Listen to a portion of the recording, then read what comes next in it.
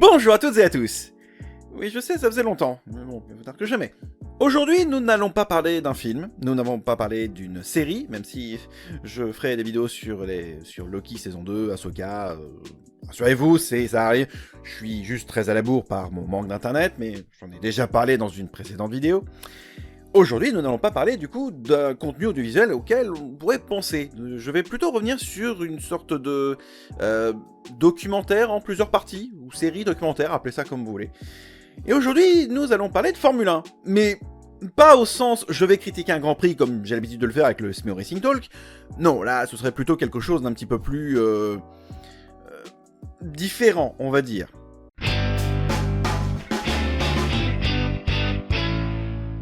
Comme d'habitude, vidéo sans spoiler avec le chapitrage. Et cette fois-ci, je vais pouvoir refaire venir la partie histoire. Donc, commençons donc par la partie histoire.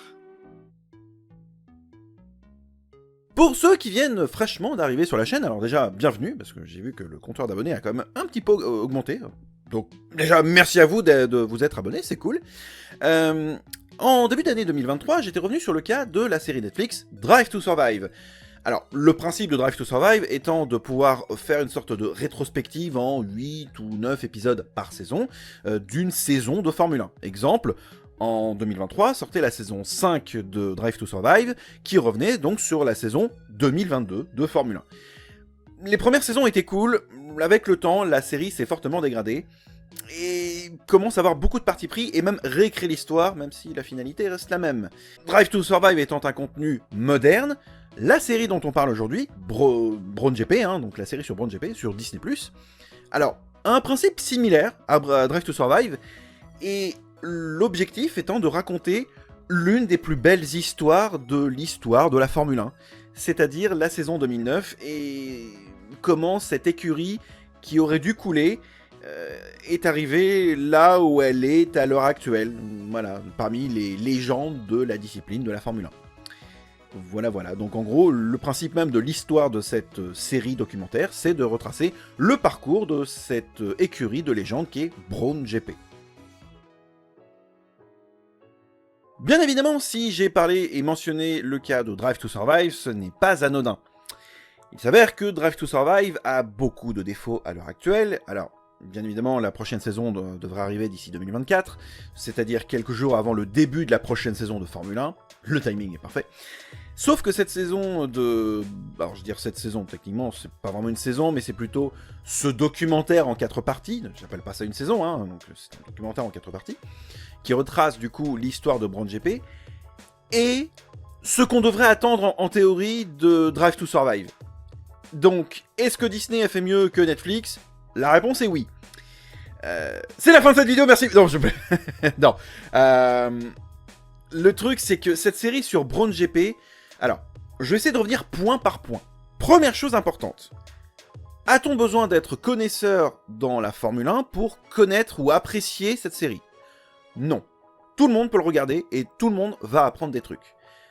La série se permet même de revenir sur des points essentiels de la saison, voire même de la Formule 1 tout court.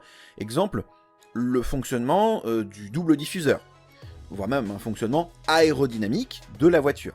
Ça, c'est plutôt cool pour les gens qui n'ont pas forcément de notion en Formule 1, parce que Netflix ne s'est pas forcément, ne s'est pas embarrassé à expliquer.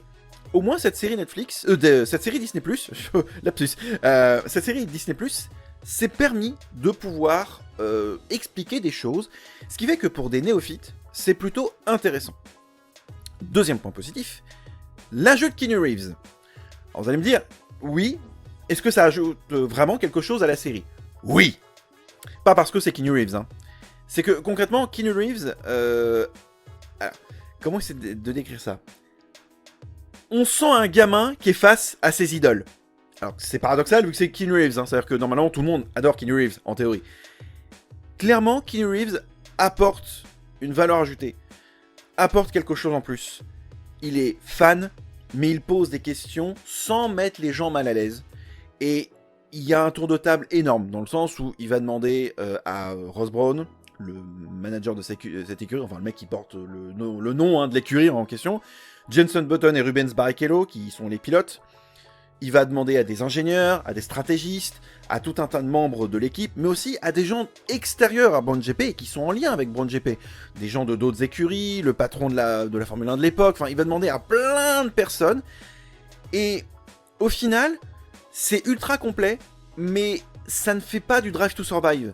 Là, sur Disney+, cette série sur Brawn, tout le monde est cool, tout le monde est ok, tout le monde raconte un peu ses anecdotes, tout le monde raconte un peu son ressenti, mais de manière calme, posée, sans en faire des caisses. Et ça, c'est ultra important. Et je dois admettre que ça rend le tout regardable, y compris pour des néophytes que pour des fans de Formule 1. Autre point à souligner, la série ne se concentre que sur Brawn. Brawn durant la saison 2009.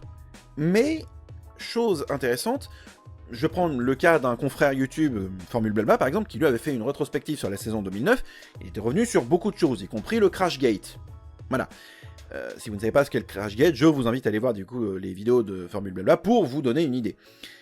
Mais, en l'occurrence, cette série sur Disney+, fait fi de beaucoup de choses. Il ne parle que de ce que concerne Brawn. C'est-à-dire les autres rivalités avec les autres écuries, et ce qui se passe sur la piste. Donc, c'est plutôt bien, je trouve, d'avoir vraiment synthétisé le tout, uniquement centré sur Brawn. Il y avait des points, par exemple, notamment en coulisses, avec les réunions de ce qu'ils appellent la FOTA.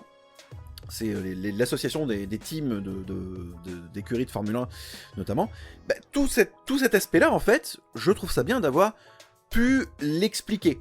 Vraiment, il y a ce qui se passe sur la piste, en coulisses, notamment avec l'équipe en elle-même, les ingénieurs, les mécanos, etc.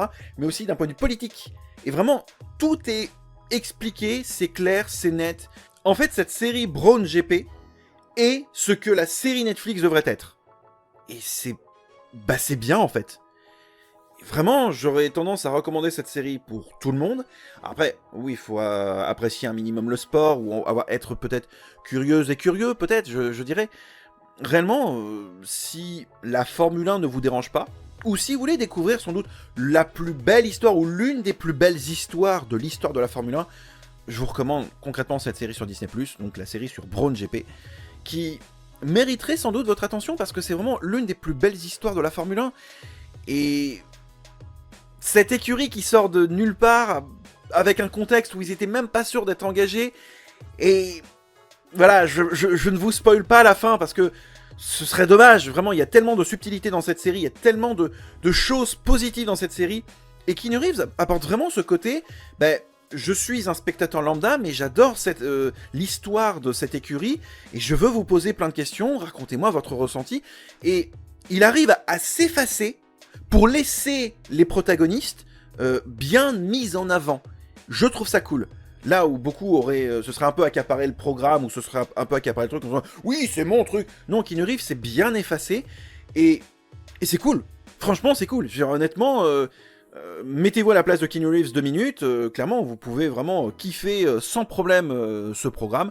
Encore une fois, oui, il faut avoir peut-être un peu d'affect avec la Formule 1, voire même si clairement vous n'avez pas d'affect, mais que vous voulez découvrir la Formule 1 d'une manière ou d'une autre, avec l'une des plus belles histoires de la discipline, je vous recommande fortement, mais vraiment fortement, cette série documentaire en 4 épisodes uniquement, sur Disney+, qui s'appelle donc Brawn. Alors, je crois que c'est La Course Impossible, je crois, la traduction VF. Ah, oui, j'ai oublié, en parlant de VF, la série ne possède pas de doublage français, c'est uniquement VOSTFR. Rien de plus. Donc, si clairement les sous-titres ne vous dérangent pas, foncez, concrètement. Mais il n'y a pas de doublage français. De toute manière, moi quand je regarde Drive to Survive, je vire la VF et je mets la VOSTFR. Alors, non pas parce que je suis un anti-doublage français, je pense que vous commencez à me connaître, j'adore le doublage français, c'est pas le problème. Mais le doublage de Drive to Survive sur Netflix est catastrophique, donc heureusement que Disney n'est pas tombé dans ce piège. Franchement, heureusement. Et j'en profiterai, avant de conclure, je vous mets au défi de trouver le logo France 3 caché dans cette série. Vous allez me dire, c'est quoi le rapport avec France 3 parce que oui, c'est TF1 qui diffusait à l'époque, mais pas France 3. Oui, bien sûr, non mais je suis au courant, merci. Mais je vous mets au défi de trouver le logo France 3 caché dans cette série. Et surtout que quand j'ai vu ça, je fais, pardon, qu'est-ce qu'il fout là, lui? Et en plus, il est même pas crédité à la fin de l'épisode, donc voilà, je vous mets au défi de trouver le logo France 3 caché dans l'un des 4 épisodes de la série. Voilà, voilà. C'est tellement marrant, dis donc. On en vient à chercher des clins d'œil cachés. Ouais, je sais, c'est pas très ouf. Mais bon, c'est assez marrant. Quand j'ai vu ça, moi, ça me fait sourire. Voilà, voilà. Donc, conseil, allez voir cette série. Même si vous n'êtes pas fan de Formule 1, ça peut peut-être vous plaire. Voilà, voilà. C'est la fin de cet épisode. Merci à toutes et à tous de l'avoir suivi. On se retrouve très très vite pour de prochaines vidéos. Et promis, je vais essayer d'accélérer un peu la cadence parce que oui, j'ai un peu de retard. Et surtout, j'aimerais essayer de proposer un truc pour Noël. Je ne sais pas si ça arrivera pour Noël ou pour le premier de l'an. Donc je risque d'avoir un petit peu de retard là-dessus. Voilà, voilà. Donc d'ici là, portez-vous bien. Gros bisous à toutes et à tous. Salut!